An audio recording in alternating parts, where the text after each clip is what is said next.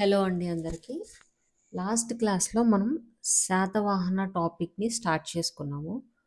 Clear AP history అనేది ఈ శాతవాహనుల యుగం నుంచి స్టార్ట్ అవుతుందని మనం నిన్న చెప్పుకున్నాము.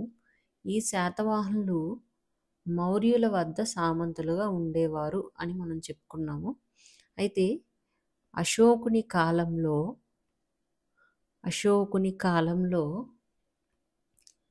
ఈ శాతవాహన అనే వ్యక్తి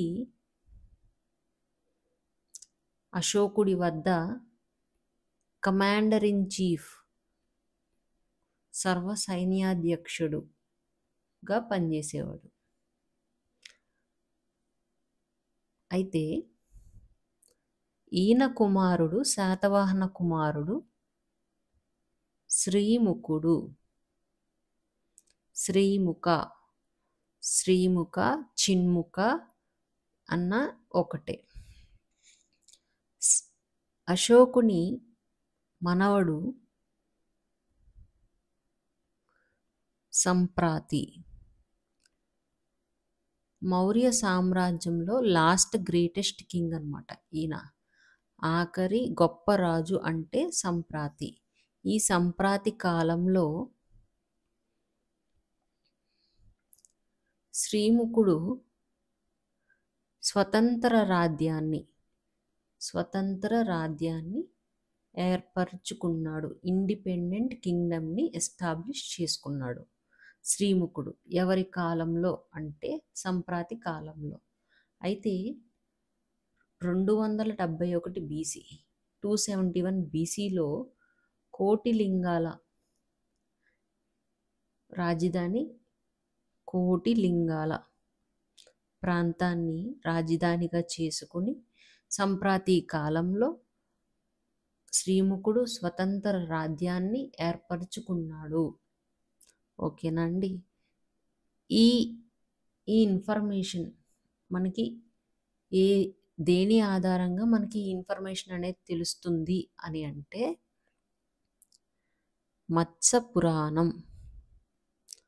మత్స్య పురాణం ప్రకారం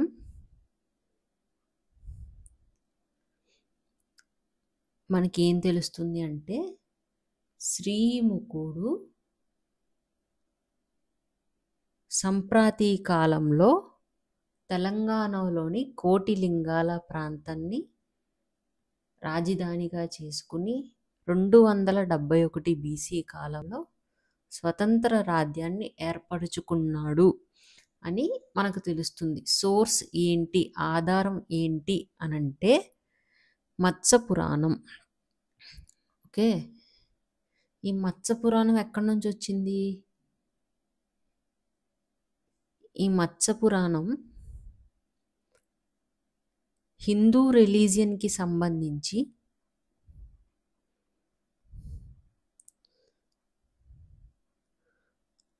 అంటే హిందూ మతానికి సంబంధించిన 18 పురాణాలు ఉంటాయి హిస్టరీలో. సో 18 పురాణాస్ ఉంటాయి. అవి దేనికి సంబంధించినవి అంటే హిందూ మతానికి సంబంధించినవి. ఓకే, ఇందులో ఫస్ట్ది సంకలనం చేసింది ఏంటి అంటే మత్స్య పురాణం. ఓకేనా? ఫస్ట్ రచించింది ఏంటి, తొలిసారిగా సంకలనం చేసింది ఏంటి అంటే మత్స్య పురాణం. సో ఈ మత్స్య పురాణం తొలిసారిగా సంకలనం చేశారు కాబట్టి ఇది ప్రాచీన పురాణం అని అంటాం. ఏన్షియంట్ పురాణాల్లో అన్నిటిలో చాలా ప్రాచీనమైన పురాణం అన్నమాట. సో దీంట్లో మనకి ఏం చెప్తుంది అని అంటే, ఈ పురాణంలో మనకి ఏం మెన్షన్ చేసి ఉంది అంటే శ్రీముఖుడు సంప్రాతి కాలంలో 271 బీసీలో కోటిలింగాల ప్రాంతాన్ని రాజధానిగా చేసుకుని స్వతంత్ర రాజ్యాన్ని ఎస్టాబ్లిష్ చేసుకున్నాడు అని మనకి ఈ మత్స్య పురాణం అనేది చెప్తుందంట. సో గుర్తుపెట్టుకోవాలి, అడుగుతాడు. ఇంపార్టెంట్. నెక్స్ట్. ఓకే,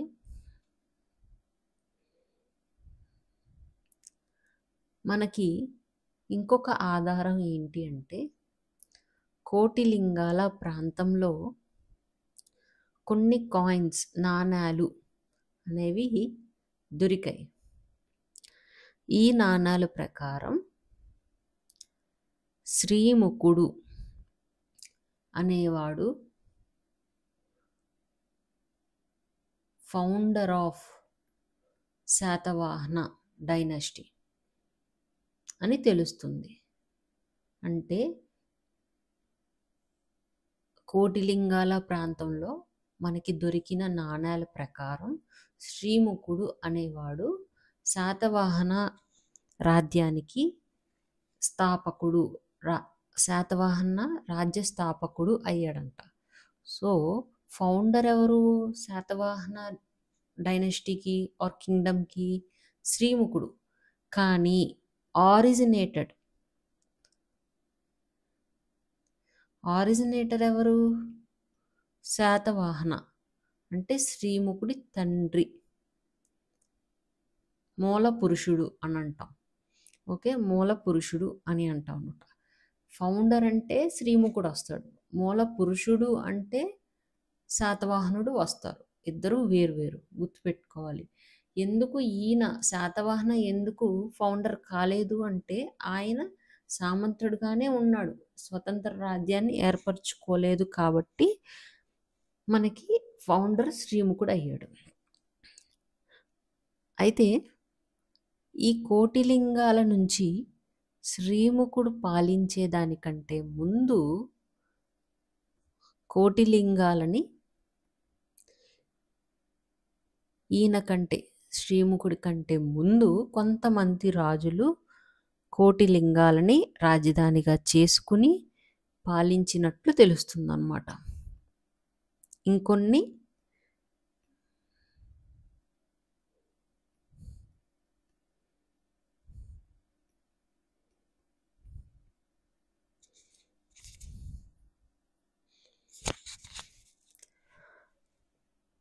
కోటిలింగాల్లో మనకి కొన్ని కాయిన్స్ దొరికినాయి, కొన్ని కాయిన్స్ బయటపడినాయంట. ఈ కాయిన్స్ ప్రకారం శ్రీముకుడి కంటే ముందు నుంచి ఇంకొంతమంది రాజులు కోటిలింగాల ప్రాంతం నుంచి పాలించారు అని మనకు తెలుస్తుంది. సో వారెవరో మనం ఒక్కసారి చూద్దాం. 1 గోబద లేదా వేరే పేజీలో చూద్దాం. సో కోటిలింగాల ప్రాంతం నుంచి అదర్స్ ఎవరు రూల్ చేశారో చూద్దాం. శ్రీముఖుడి కంటే ముందు 1 గోబద లేదా గోభద్ర ఫస్ట్ రూల్ చేశాడు కోటిలింగాల ప్రాంతం నుంచి. Next నారణ,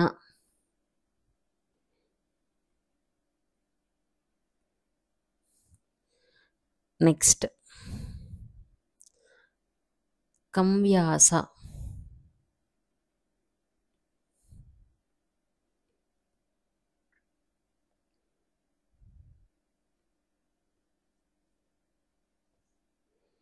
next శిరవ్యాస,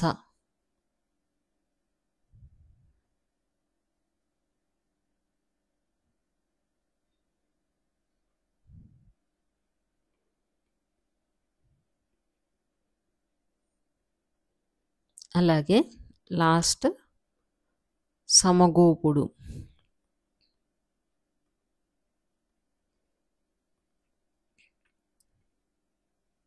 సమగోప. సో వీరు కోటిలింగాల నుంచి శ్రీముఖుడి కంటే ముందు పాలించిన వీరు శ్రీముఖుడి కంటే ముందు వారు. సో ఓకే, వీరన్నమాట. అయితే మన శ్రీముఖుడు ఫౌండర్ ఆఫ్ శాతవాహన డైనస్టీ. ఈ సమగోపుడు వద్ద రాజ ఉద్యోగిగా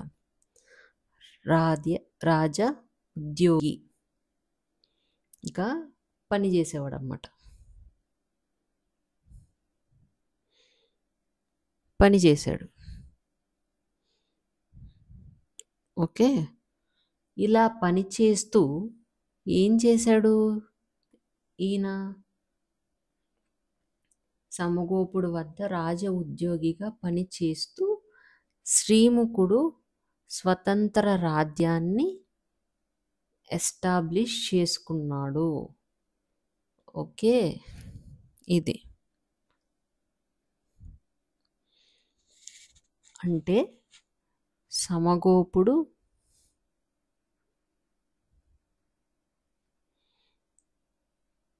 శ్రీముఖుడి కంటే ముందు కోటిలింగాల ప్రాంతం నుంచి రూల్ చేస్తుండగా ఈ సమగోపుడు వద్ద శ్రీముఖుడు కోర్ట్ అఫీషియల్గా అంటే రాజ ఉద్యోగిగా పనిచేస్తూ ఇండిపెండెంట్ కింగ్డమ్ని ఎస్టాబ్లిష్ చేసుకున్నాడు. స్వతంత్ర రాజ్య స్థాపన చేశాడు. ఓకేనా? ఒకవేళ కోటిలింగాల నుంచి మొదటిగా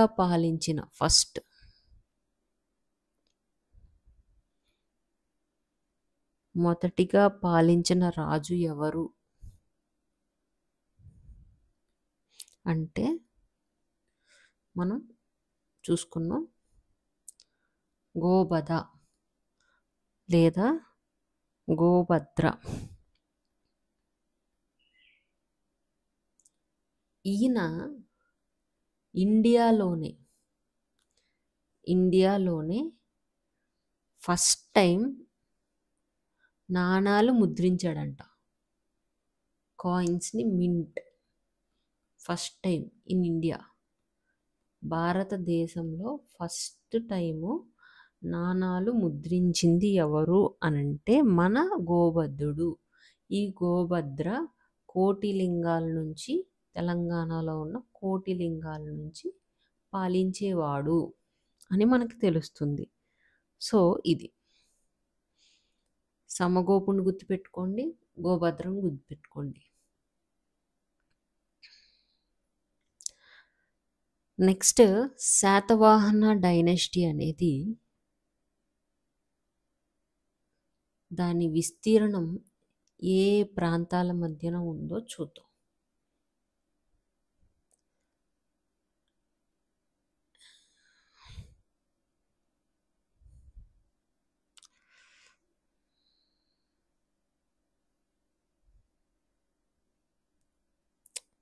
సో ఇది దక్షిణ భారతదేశం. ఇక్కడ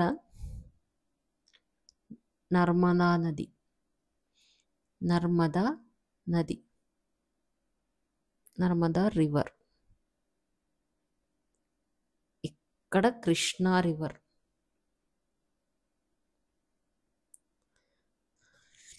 సో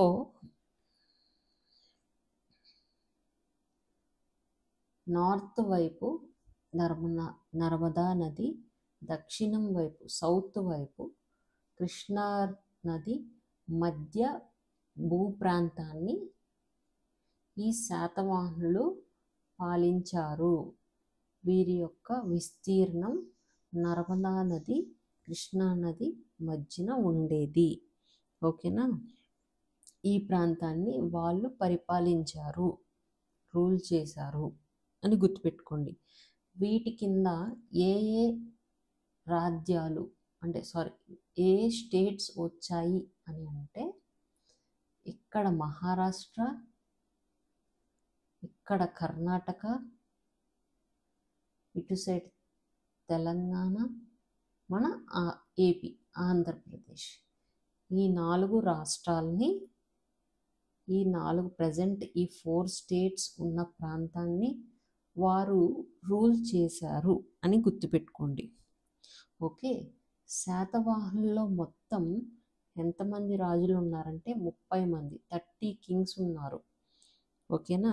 వీరు ఈ 30 రాజులు దాదాపు 450 ఇయర్స్ రూల్ చేశారు.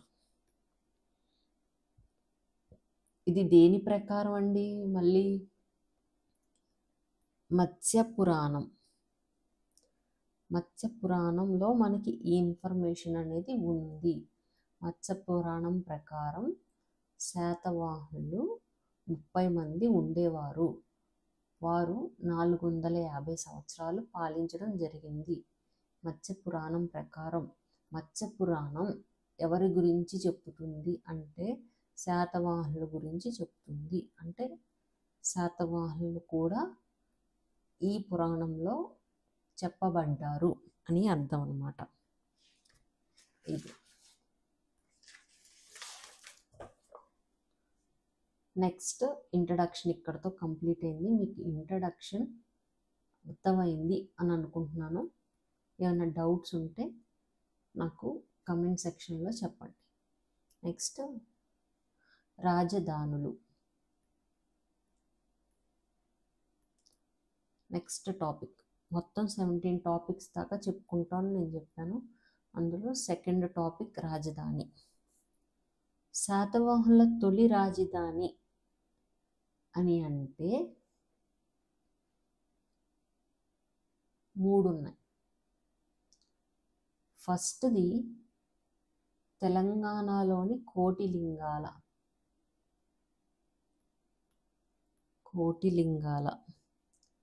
సెకండ్ది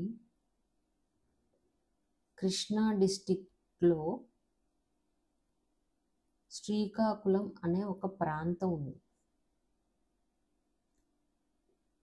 ఇది మనకి శ్రీకాకుళం డిస్టిక్ కాదు, శ్రీకాకుళం అనే ప్రాంతం మన కృష్ణా డిస్టిక్లో ఉంది. ఆ ప్రాంతం అన్నమాట.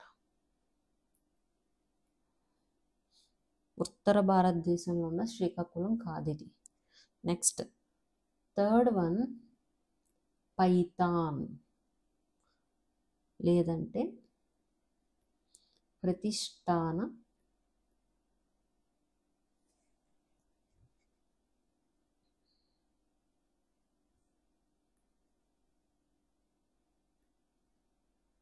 ప్రతిష్టానపురం.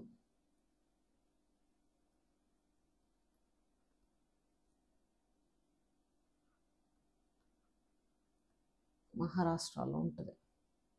సో శాతవాహనుల తొలి రాజధాని కోటిలింగాల, శ్రీకాకుళం, పైతాన్ అని హిస్టారియన్స్ భావించారు. ఈ 3 అయి ఉండవచ్చు అని వాళ్ళు భావిస్తున్నారు అన్నమాట.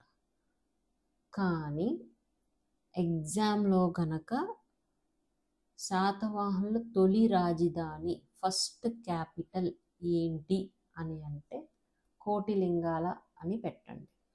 రిమైనింగ్ ఇవి ఉంటే కూడా కోటిలింగాల అనే పెట్టండి. ఇన్ కేస్ ఆప్షన్స్లో కోటిలింగాల ఇవ్వకపోతే నెక్స్ట్ ఈ ఆప్షన్స్లోకి వెళ్ళండి. ఓకే, అది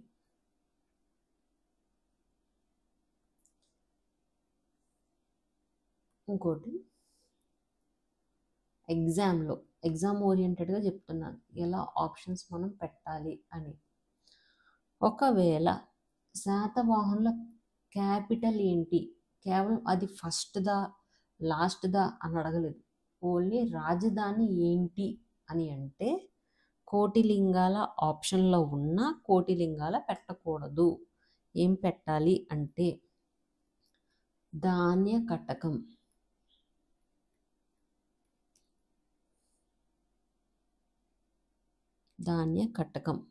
దీనినే ప్రజెంట్ అమరావతి అని అంటాం. ఓకే, గుంటూరు డిస్టిక్లో ఉంది. మనకి శాతవాహనుల యొక్క రాజధాని ఏంటి అంటే ధాన్యకటకం అని పెట్టండి. ఆప్షన్స్లో ఒకవేళ కోటిలింగాల అని ఉన్నా పెట్టొద్దు, ధాన్యకటకం అనే పెట్టండి. తొలి రాజధాని ఏంటి అంటే కోటిలింగాల పెట్టండి. ఇన్ కేస్ ఆప్షన్స్లో కోటిలింగాల లేకపోతే నెక్స్ట్ ఈ ఆప్షన్స్ ఉన్నాయో లేదో చూసుకుని ఉంటే ఇవి పెట్టండి. ఇది నెక్స్ట్ థర్డ్ లాస్ట్ క్యాపిటల్ ఏంటి? శాతవాహనుల చివరి రాజధాని ఏంటి అంటే కర్ణాటక ప్రాంతంలోని మేకధోని.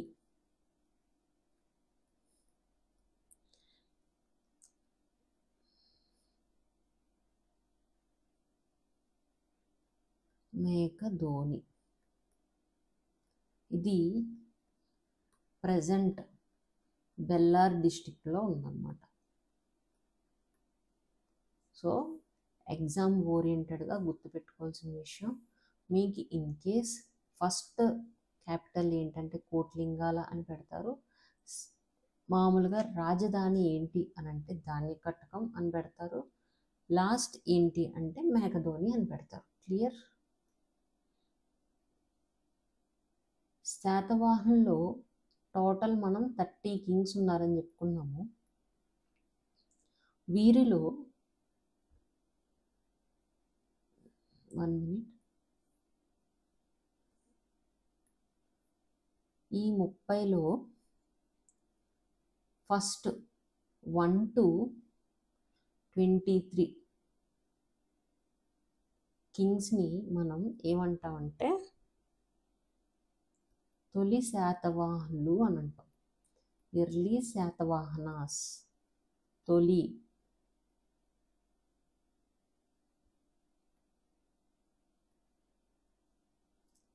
తర్వాత 23 నుంచి 30 వరకు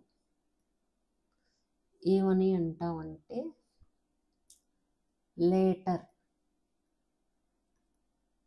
లేటర్ శాతవాహనాస్.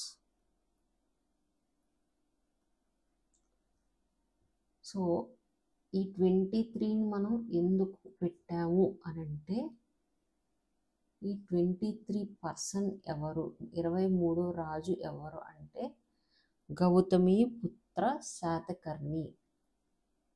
గౌతమి పుత్ర శాతకర్ణి. సో ఈయన 23rd king. So first to 23 ఏమవుతారంటే ఎర్లీ అవుతారు. నెక్స్ట్ 23 to 30 లేటర్ శాతవాహనులు అవుతారు అన్నమాట. ఈ 30 కింగుల్లో 30 రాజుల్లో 30 కింగ్స్లో గొప్పవాడు ఎవరు అంటే శాతవాహనుడు. గ్రేట్ కింగ్, గొప్ప రాజు ఎవరంటే శాతవాహనుడు. అదే ఈ 30లో తొలి రాజు ఎవరు, ఫస్ట్ రూల్ చేసింది ఎవరు, ఫస్ట్ కింగ్ ఎవరు అంటే శ్రీముఖుడు. మనం చెప్పుకున్నాము ఫౌండర్ అయిన. నెక్స్ట్ 30లో ఈ 30లో లాస్ట్ ఎవరు, 30th కింగ్ ఎవరు అని అంటే మూడవ పులమావి. థర్డ్ పులమావి. ఓకే, వీరన్నమాట. నేను మీకు క్లియర్గా ఉంది లేదు అనేది నేను ఇక్కడ చెప్తాను చూడండి.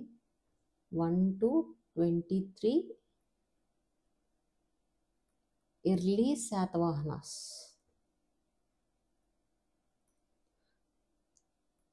23 to 30 లేటర్ శాతవాహనాస్. సో ఈ 30 కింగ్స్లో గ్రేటెస్ట్ కింగ్ ఎవరు అని అంటే మన 23వ రాజు గౌతమి పుత్ర శాతకర్ణి, GPS అని షార్ట్కట్లో పిలుచుకుంటాం. ఫస్ట్ మొదటి కింగ్ ఎవరు అంటే ఫౌండర్ శ్రీముఖుడు. లాస్ట్ కింగ్ ఎవరు అని అంటే మూడవ పులమావి, థర్డ్ పులమావి. మీకు క్లియర్గా ఉంటుందని నేను ఇక్కడ రాశాను. పులమావి అనేది ఒక తెలుగు వర్డ్, గుర్తుపెట్టుకోవాలి. తెలుగు వర్డ్. దీనికి మీనింగ్ ఏంటి తెలుగులో అని అంటే గడ్డిలో జన్మించిన వాడు అని అర్థం. అంటే గడ్డిలో జన్మించిన వాడు, బోర్న్ ఇన్ గ్రాస్, గడ్డిలో జన్మించిన వాడు. ఇక్కడ థర్డ్ పులమావి అని చెప్పుకుంటుంటే ఈయనకంటే ముందు ఇంకొక 2 పులమావిలు ఉంటారు కదా. సో ఫస్ట్ పులమావి ఎన్నో రాజు అని అంటే 15th కింగ్ అన్నమాట. నెక్స్ట్ రెండో పులమావి ఎన్నో రాజు అంటే 24th కింగ్. ఈ రెండో పులమావికి ఇంకొక పేరు ఏంటి ఆర్ అంటే వాసిష్ఠి, వాసిష్ఠి పుత్ర పులమావి. ఇది okay. I hope it is clear for every one. మీకు ఏమైనా డౌట్స్ ఉంటే కింద నాకు చెప్పండి. సో ఇంట్రడక్షన్ అయిపోయింది, క్యాపిటల్ అయ్యింది. నెక్స్ట్ థర్డ్ వన్ రాజలాంఛనం అంటే రాయల్ ఎంబ్లమ్, వీరి గుర్తు.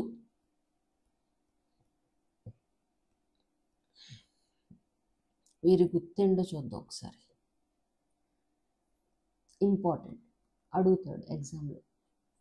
శాతవాహనుల యొక్క రాజలాంఛనం ఏంటి అంటే సూర్యుడు, సన్. సన్ గుర్తుపెట్టుకోవాలి, వెరీ వెరీ ఇంపార్టెంట్. సో మీకు ఇక్కడ ఒక చిన్న చార్ట్ చూపిస్తాను, చూడండి.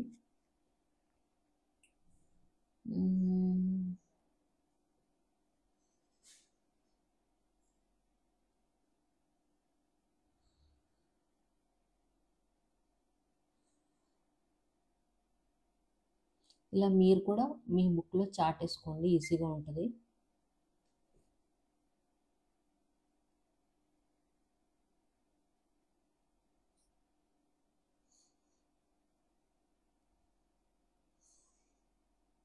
సో శాతవాహనుల యొక్క రాజలాంఛనం సన్నని చూసాము.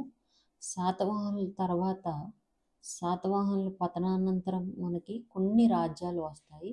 అవి మనకి ఏపీ హిస్టరీ పరంగా వారిని ఇంపార్టెంట్, మనం ఖచ్చితంగా చదవాలి. వారిలో ఫస్ట్ ఇక్ష్వాకులు.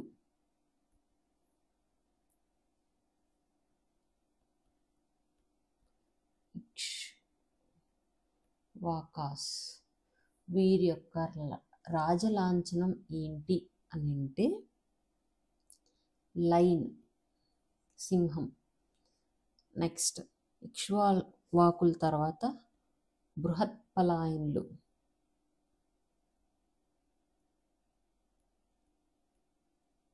వీరిది కూడా సేమ్ లైన్, గుర్తుపెట్టుకోండి, మీరు ఇలా చార్ట్ వేసుకోండి. తర్వాత ఆనంద గోత్రజులు.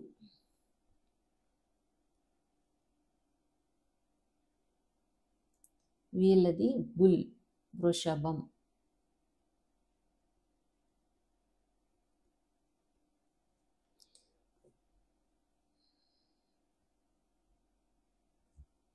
వృషభం.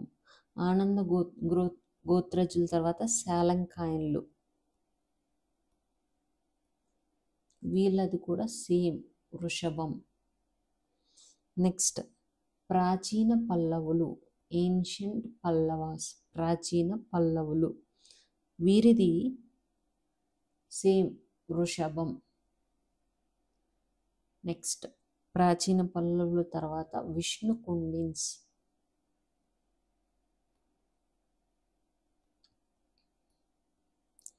వీరిది 2 ఉన్నాయి, 1 గరుడ, సెకండ్ లైన్ ఇంపార్టెంట్. విష్ణుకుండి ఇంపార్టెంట్ మనకి. తర్వాత ఈస్టర్న్ చాళుక్యాస్, తూర్పు చాళుక్యులు లేదా వెంగి చాళుక్యులు, వీరిది వరాహం అంటే పిగ్. తర్వాత ఇక్కడ రాసుకోండి, వీరిది ఇంపార్టెంట్ కాకతీయులు. వీరిది కూడా వరాహం. Next Vijayanagara, greatest dynasty Vijayanagara, వీరిది కూడా వరాహమే. సో ఇంపార్టెంట్ ఈ లాంఛనాల్ని, రాయల్ ఎంబ్లమ్స్ని ఒక దగ్గర రాసుకోండి, మీకు రివిజన్కి చాలా ఈజీగా ఉంటుంది. మన శాతవాహనులది ఏంటి అని అంటే సూర్యుడు, సన్ గుర్తుపెట్టుకోండి. సో ఇక్కడతో శాతవాహనులు 3 టాపిక్స్ మనం కంప్లీట్ చేసుకున్నాము. ఇంట్రడక్షన్, నెక్స్ట్ క్యాపిటల్, సెకండ్ది, థర్డ్ది రాజలాంఛనం. సో ఐ హోప్ మీకు ఇక్కడ దాకా క్లియర్గా అర్థమైందని నేను అనుకుంటున్నాను. నెక్స్ట్ క్లాస్ నుంచి మనం థియరీస్ చూద్దాము. వంశనామం నెక్స్ట్ 4th టాపిక్ వచ్చి వంశనామం టాపిక్ స్టార్ట్ చేస్తాము. కొంచెం లెంతీగా ఉంటుంది, సో సపరేట్ సెషన్ తీసుకున్నాము. Thank you all.